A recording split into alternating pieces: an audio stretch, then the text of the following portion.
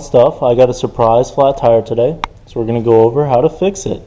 So first thing I did to identify the hole, I first of all took the tire off, as you can see, because it's not readily accessible, and then I looked for like an obvious nail or something and couldn't find it. So what I did is I have my little air pump here and I pumped it up, and now just listen for where it comes out of, and you can actually find it pretty easily. I don't know if you can hear, I'll be silent for a minute.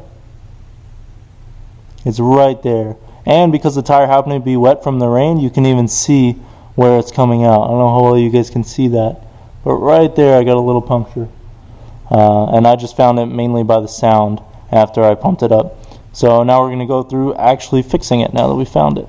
Little kit here with ARB, from ARB. Here's the patchwork. So basically what we're going to do is here's some lubrication. We're going to lubricate the reamer, ream out the hole to make it bigger and clean it. Then we're going to feed one of these through this so it's like halfway in, and then we're going to push this all the way in, push down on this and pull it out, and we'll see how it goes. It is all the way in.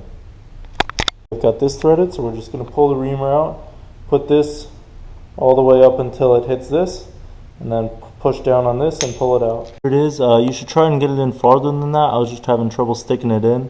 But yeah, here it is, aired back up, and if you can hear, no more leaking. And this should just rub off, and we'll see how long it lasts. But yeah, Speedy tire repair, just like that.